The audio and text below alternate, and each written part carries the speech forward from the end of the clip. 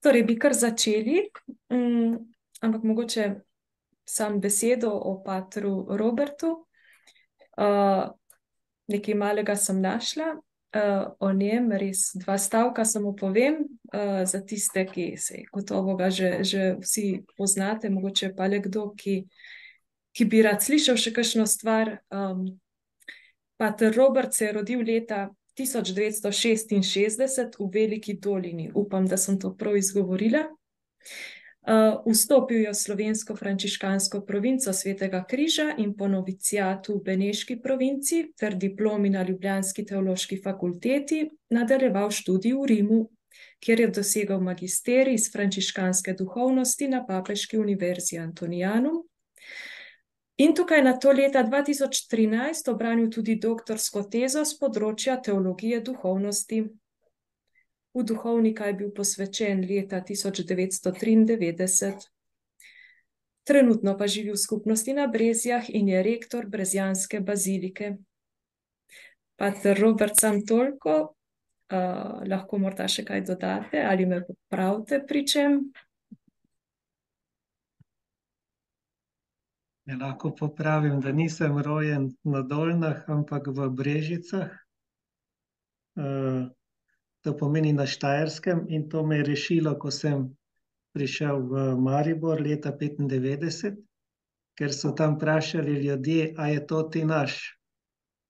In sem rekel, ja, vrnil sem se v rodno Škofijo in to je bilo dovolj. Čeprav sem skozi živel na Dolenjskem, sem rojen v bolnici v Brežicah.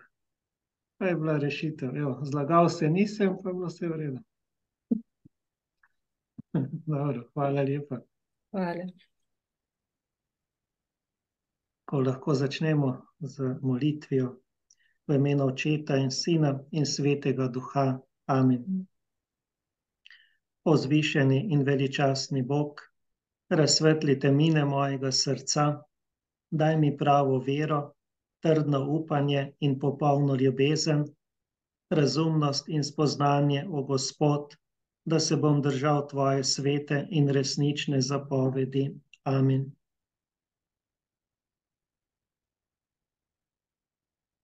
V imenu Očeta in Sina in Svetega Duha. Amen.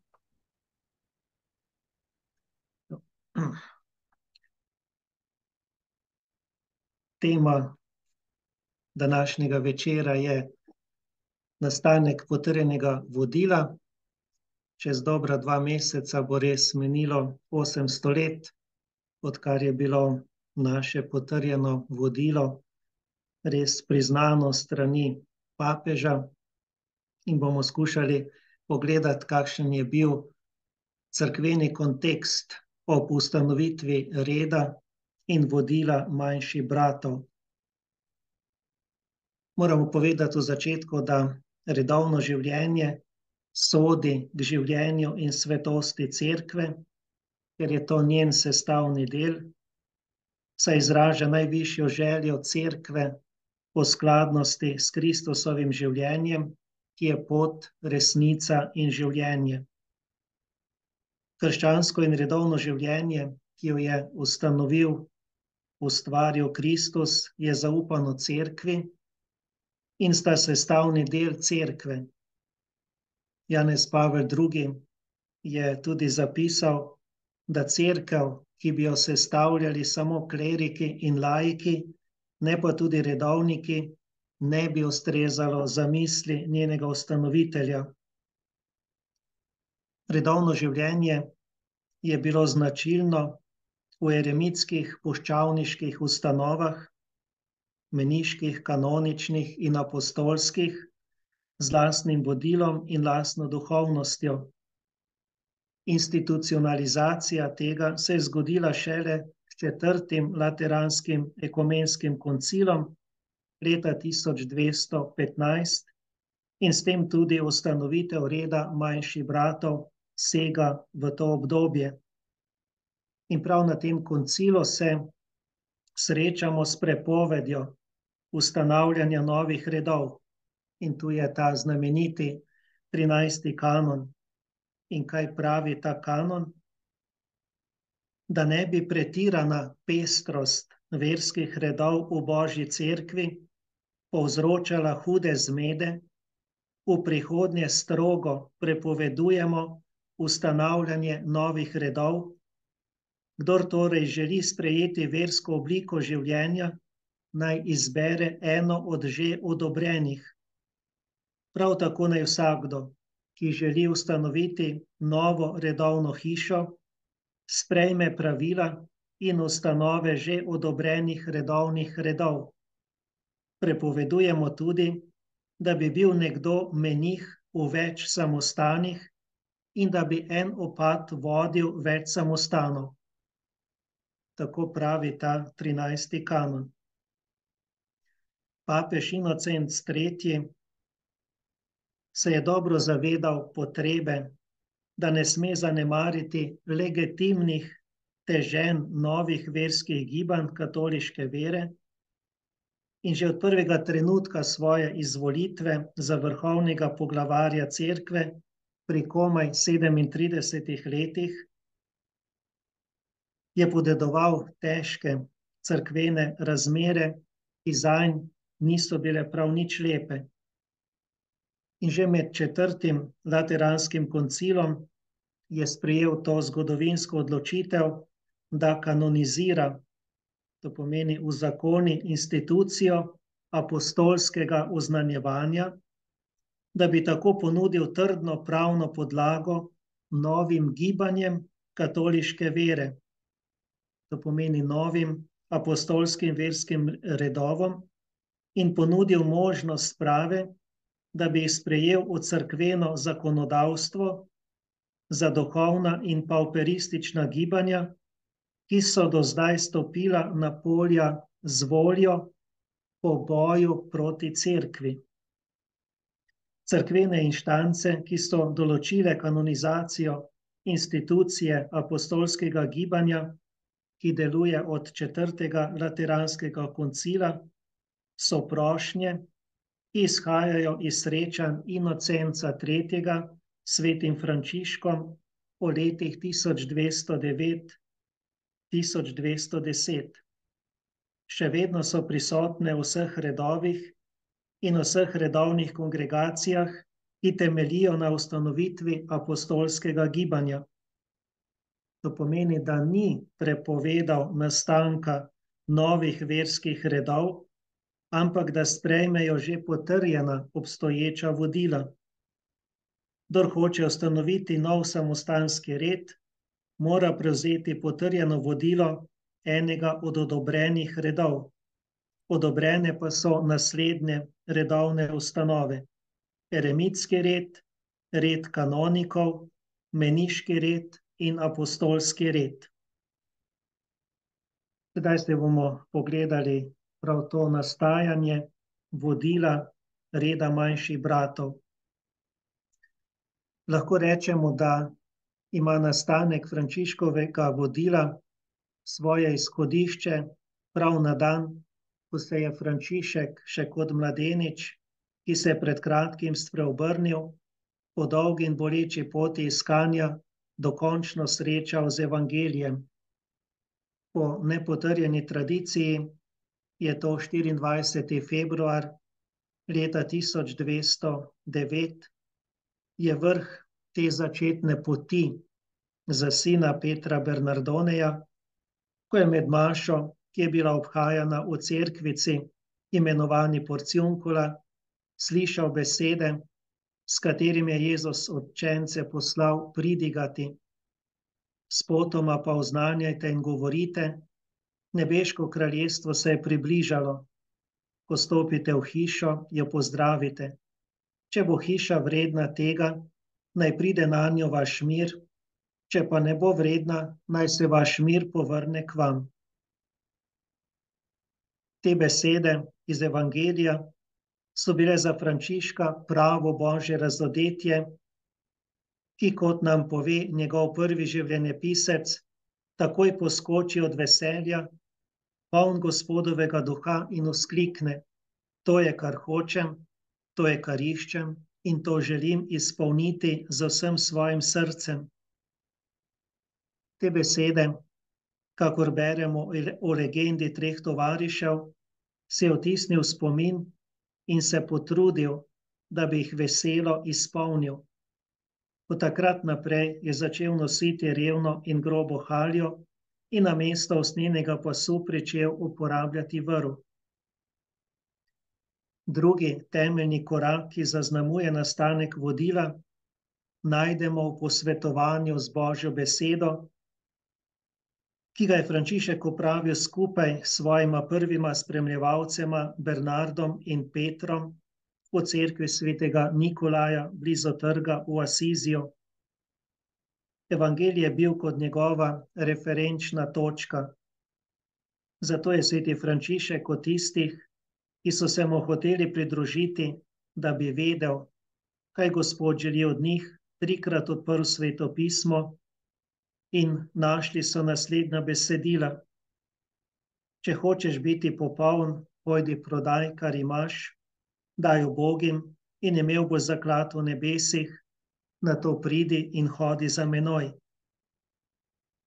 Ničesar ne jemljite na pot, ne palice, ne torbe, ne kruha, ne denarja, tudi ne imejte dveh oblek.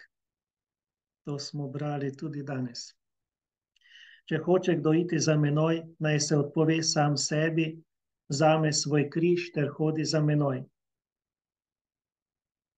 Pri vsakem odpiranju Svetega pisma se je Frančišek Bogu zahvaljeval, ker je našel potrdilo ideala, ki ga je tako dolgo iskal.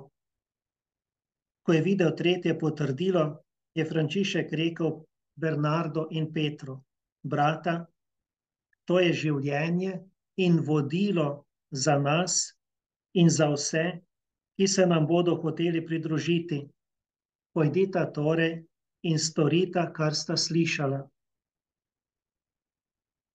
Odlomek, ki ga je Frančišek najprej slišal v Porciunkoli o misijonskem poslanstvu, je klic, ki kaže na naravo apostolskega poslanstva, nastajajočega bratstva. Zgornji trije odlomki pa tvorijo samo jedro redovnega življenja, trije evangeljski sveti, in to se je oblikovalo v najbolj prvinski statut prve skupnosti tega bratstva. Poleg tega evangeljskega poudarka imamo na drugi strani še Frančiškov zgled za nove brate, ki so ga videli kot resnično forma minorum, obliko manjših. Gre za hojo za Kristusom in za poslanstvo oznanjevanja. Hitra rast števila bratov okrog Frančiška je rodila potrebo, da se zatečejo k papežu po odobritev njihovega načina življenja, da jih ne bi zamenjali z drugimi skupinami, ki so takrat obstajale s podobnimi težnjami, vendar heretične narave. Od tod vztrajanje po papeški odobritvi. Dogodki, ki so spremljali to odobritev, so obsežno dokumentirani v različnih prvotnih virih, čeprav z različnimi poudarki, in jih je mogoče skrčiti v naslednji naslov. Frančišek in njegovi bratje odidejo v Rim, da predstavijo propozitom vite način življenja papežu Inocencu III. Legenda treh tovarišev natančno zbere dogodke iz prvih časov bratstva in potrdi, da je papež vse to potrdil na konzistorijo skupaj s kardinali. Prisluhnimo temu zapisu iz konca 13. stoletja. Medtem ko je svetnik Božji po papeževem nasvetu molil, mu je Gospod v duhu v priliki spregovoril tole. V neki puščavi je živela zelo lepa in uboga žena. Njeno lepoto je občudoval veliki kralj in želel jo je za ženo, ker je upal, da bo z njo imel lepe otroke. Ko se je z njo oženil, je imel mnogo otrok. Ko so sčasoma odrasli, jih je mati takole nagovorila: otroci, ne sramujte se, ker ste kraljevi sinovi. Pojdite torej na njegov dvor in on vam bo dal vse potrebno. Otroci so prišli h kralju, ki je občudoval njihovo lepoto. Ko je videl, da so mu podobni, je rekel: "Čigavi sinovi ste?" Odgovorili so mu, da so otroci revne žene, ki živi v puščavi. Tedaj jih je kralj z velikim veseljem objel in jim rekel: "Ne bojte se, kajti moji sinovi ste. In če se pri moji mizi nasitijo tujci, koliko bolj se morate vi, ki ste moji zakonski otroci." In kralj zapove omenjeni ženi, naj pošlje k njemu vse otroke, katere je imela z njim, da bi bili vzgojeni na dvoru. Blaženi Frančišek je po tej prikazni, ki jo je imel v molitvi, razumel, da tista ubožna žena pomeni njega samega. In ko je opravil molitev, se je zopet predstavil svetemu očetu papežu in mu po vrsti povedal, kar mu je bil Bog razodel. Potem je rekel: "Gospod, jaz sem tista uboga žena, ki jo je Bog iz ljubezni ustvaril, lepo po svojem usmiljenju, ter jo naredil za mater zakonskih otrok. Kralj kraljev pa mi je rekel, da bo skrbel za vse moje otroke, ker če skrbi za tuje, mora toliko bolj skrbeti za svoje. In če je dal Bog grešnikom častne dobrine iz ljubezni do njihovih otrok, koliko več jih bo dal evangeljskim možem, katerim pripadajo po zasluženju." Papež se je zelo začudil, ko je slišal vse to, toliko bolj, ker je pred prihodom blaženega Frančiška videl v prikazni, kako se je cerkev svetega Janeza v Lateranu hotela porušiti, pa jo je neki pobožen, majhen in zaničevan mož podpiral s svojimi pleči. Ko se je zbudil, je bil čisto iz sebe in preplašen. Kot razsoden in moder mož je premišljeval, kaj naj bi pomenila ta prikazen. In čez nekaj dni je prišel k njemu blaženi Frančišek z brati in mu razodel, kakor je bilo že omenjeno, svoj namen in prosil za potrdilo vodila, ki ga je napisal s preprostimi besedami po svetem evangeliju. Po evangeljski popolnosti je namreč hrepenel z vsemi močmi. Ko ga je videl papež tako gorečega v božji službi in je premišljeval o svojem videnju ter o prej rečeni priliki, ki mu jo je povedal Frančišek, je začel govoriti sam pri sebi. V resnici, ta je tisti pobožni in sveti mož, ki bo Božjo cerkev povzdignil in podprl. In tako ga je objel, potrdil vodilo, ki ga je Frančišek napisal. Njemu in njegovim bratom je dovolil povsod pridigati pokoro, vendar s pogojem, da bratje, ki bodo pridigali, dobe prej dovoljenje od blaženega Frančiška. In to je bilo potem potrjeno od papeža in kardinalov v konzistoriju. Znano je, da je imel papež Inocenc III. V času svojega papeževanja 3-krat na teden uradni konzistorij s kardinali in pravniki, na katerem so reševali najpomembnejše zadeve. V skladu s prakso preteklih 10 let se Frančišek ni lotil priprave vodila iz nič, ampak je raje zbral sklepe, ki so jih bratje sprejeli na kapiteljskih srečanjih. To je praksa, ki jo že vsaj od leta 1216 potrjuje Giacomo da Vitri v svojem pismu iz Genove, v katerem potrjuje, da bratje med letnimi kapitli, pri čemer se poslužujejo nasvetov strokovnjakov, oblikujejo in razglašajo svoje svete zakone, ki jih potrdi gospod papež. Enako ravnanje se odraža v pismu ministru, v katerem Frančišek s temi besedami nagovarja svojega naslovnika.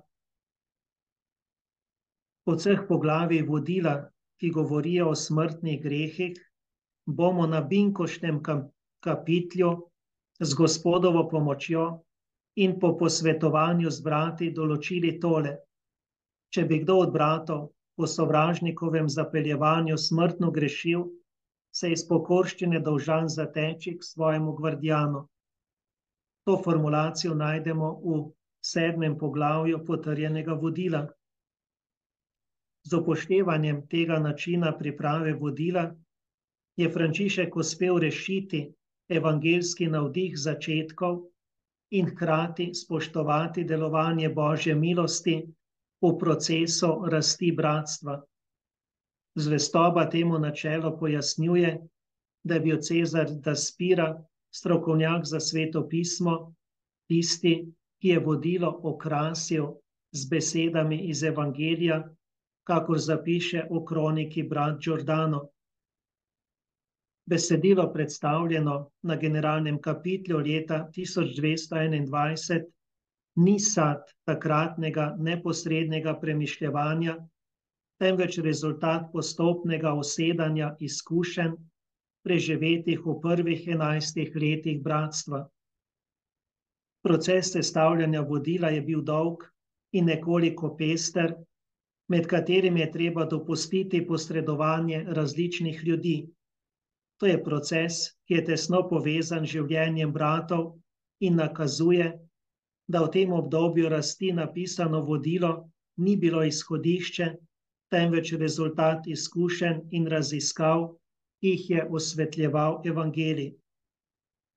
Besedilo vodila brez dvoma predstavlja Frančiškovega duha in življenje prvega bratstva. Konkretne okoliščine, ki so spremljale nastajanje novega besedila vodila, so nam posredovali le nekateri viri, med katerimi je najstarejši Legenda Major, napisana skoraj 40 let po dogodku, druge najdemo v zbirki Asizi in v Ogledalu popolnosti. 3 pripovedi se ujemajo v naslednjih podatkih. Obstaja prva redakcija vodila, ki jo je naredil Frančišek na gori v spremstvu 2 bratov, vendar se besedilo izgubi in se ponovno vrne, da napiše drugo, ki je enako prvemu. Pripoved v Legendi Major je bolj trezna v svojih podrobnostih in predstavlja 2 jasna elementa. Na eni strani namen vzpostaviti analogijo, če tudi ne popolno, s tem, kar se je zgodilo Mojzesu na gori Sinaj, in na drugi strani izrecno zanimanje s poudarkom na delovanju Svetega Duha pri Frančišku, tako pri odločitvi za pisanje vodila, kot pri sestavi besedila. Skoraj enaki pripovedi v zbirki Asizi in Ogledalo popolnosti sta bolj jasni pri opisu okoliščin in vsebujeta dialoge, ki jih naredijo bolj dramatične. Oba dosežeta vrhunec z opominjajočimi Kristusovimi besedami, ki jih čudežno slišijo vsi navzoči in so največji argument avtoritete v prid pristnosti vodila, ki ga je ubožec napisal. Najvišji je svetemu Frančišku razodel, da živi po vzoru svetega evangelija in da svojimi brati iz dneva v dan ustvarja lastno vodilo evangeljskega življenja, kot jim je to navdihnil najvišji. Ti so v poslušnosti glasu najvišjega dopolnili svojo izkušnjo evangeljskega življenja in jo predložili v odobritev gospodu papežu. Sveti Frančišek nam v svoji oporoki jasno pričuje o nastanku svojega reda in o svoji ustanoviteljski vlogi. Takole je zapisal: ko mi je Gospod dal brate, mi ni nihče pokazal, kaj moram storiti, toda sam najvišji mi je razodel, da moram živeti po vzoru svetega evangelija. In jaz sem dal na kratko in preprosto zapisati in gospod papež mi je potrdil. Prisluhnimo še enemu zanimivemu pričevanju, ki ga je zapisal Tomaž Čelano. Nekoč je imel presveti oče videnje iz nebes, ki se nanaša na vodilo. v času, ko so se bratje sestajali, da bi razpravljali o potrditvi vodila, je svetnik, ki ga je zadeva zelo skrbela, imel te sanje. Zdelo se mu je, da je stal pobral zelo drobne drobtine kruha in da jih mora razdeliti številnim lačnim bratom, ki so bili okoli njega. In ko se je obotavljal v strahu, da bi mu tako drobne drobtine kot drobna zrnca prahu lahko ušle iz rok, se je zaslišal glas, ki mu je kričal od zgoraj: Frančišek, naredi eno samo hostijo z vsemi drobtinami in daj jo jesti tistemu, ki hoče. Ubogal je in tisti, ki niso sprejeli s pobožnostjo ali so prejeti dar prezirali, se je takoj pokazalo, da jih je očitno prizadela gobavost. Zjutraj je svetnik vse to povedal svojim bratom, žalosten, ker ni razumel skrivnostnega pomena videnja. Toda malo kasneje, ko je bdel v molitvi, je prišel do njega ta glas iz nebes: Frančišek, sinočnje drobtinice so besede evangelija, hostija je vodilo, gobavost je krivica. Frančiškovo vodilo predstavlja apostolski red, ki ga je četrti lateranski koncil razglasil za kanoničnega in velja za enega od 4 velikih vodil redovnega življenja cerkve, skupaj z vodilom svetega Bazilija, puščavniški ali eremitski način življenja, svetega Avguština, regularni kanoniki in svetega Benedikta, meniški red. Potem imamo pričevanje Giacoma Vitri, ki zapiše: Toda Gospod je želel, da se temelj tistih, ki živijo po nekem vodilu, utrdi v trdnosti, zato je v teh dneh dodal lepoto novega reda, svetost novega vodila. In drugo, to je sveti red manjših bratov, to je čudoviti red apostolskih mož, vreden posnemanja. Verjamemo, da jih je Bog obudil v teh zadnjih časih proti sinu pogubljenja, Antikristu in njegovim posvetnim učencem. Vodilo svetega Frančiška Asiškega se običajno imenuje dokument, ki ga je odobril papež Honori III. Z bulo Solet Annuere z dne 29. novembra leta 1223. V vodilu odkrivamo Frančiškovo mentaliteto in veliko izrazov v prvi osebi ednine. Po pomoči je bil kardinal Hugolin, ki je sam o tem zapisal, da je pomagal svetemu Frančišku, kakor tudi drugi pravniki in bratje zbrani na kapitlih. In vodilo, o katerem govorimo, je edini Frančiškov spis, ki je potrjen od papeža, ostali njegovi spisi niso potrjeni. Sveti Frančišek je bil odprt svetemu duhu in je zato jasno odgovoril na znamenja časa. Tudi mi smo poklicani, da kakor sveti Frančišek prisluhnemo svetemu duhu in odgovorimo na izzive našega časa.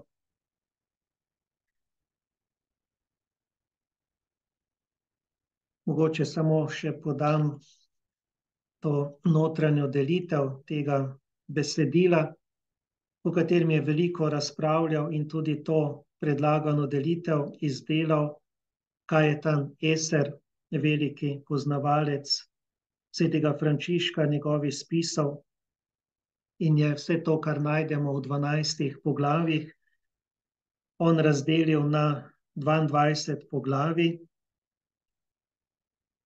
Prvič, izpolnjevanje evangelija Jezusa Kristusa, drugič, v cerkveni pokorščini, tretjič, sprejemanje tega načina življenja, četrtič, osvoboditi, prodati svoje imetje, 5, čas preizkušnje, 6, da se izprejme v pokorščino, 7 način oblačenja, 8 skupna molitev, 9 telesni post, 10 manjši in graditelji miru, 11 brez denarja in ovcev, 12 delati zvesto in predano, 13 dediči in kralji nebeškega kraljestva, 14 domači med seboj, 15 pokora z usmiljenjem, 16 generalni minister in kapitli, 17 govorjenje naj bo preudarjeno in dostojno, 18 avtoriteta in pokorščina v bratstvu, 19 imeti Gospodovega duha, 20 čustveni odnosi med brati, 21 poslanstvo ad gentes, 22 temelji zvestobe. V vseh teh notranjih delitvah se lahko da tudi na dolgo še razpravljati in govoriti. Ker je bilo rečeno tudi mogoče kakšna iztočnica za premišljevanje. In imate na izbiro, tako kot v Frančiškovem času, imamo tudi danes bogate in revne. In zato je Frančišek za svoj red res izbral ime manjši bratje. To je program izbire. Potem Jezus se poniža v človeči in se ne oklepa božanskosti, ampak želi izpolniti voljo svojega očeta. Frančišek želi izpolniti Božjo voljo. Kako Božjo voljo izpolnjujemo mi? Koliko tudi nas navdihuje evangelij za zvestobo Jezusu? Kako mi živimo zvestobo evangeliju in do cerkve? Kaj meni danes pomeni, da živim v pokorščini? Kako je z mojo osebno in skupno molitvijo? Kako je z mojim postom? Revnim vemo, da je naložen od zunaj. Kaj pa naš post? Ali dosega evangeljski namen? Pa mogoče še tudi glede globalizacije, dialog med kulturami. Toliko. Ja. Upam, da ni bilo predolgo vse skupaj. Hvala, pater Robert. Tako zdaj, pater Robert nam je kar dal kar en kup enih iztočnic. Upam, da smo si kaj zapomnili, kaj zapisali mogoče. Predlagam, da gremo zdaj v skupine. Glede na število, trenutno vidim, da nas je 71, bi naredili mogoče enih 10 skupin, da niso prevelike, pa si rečemo v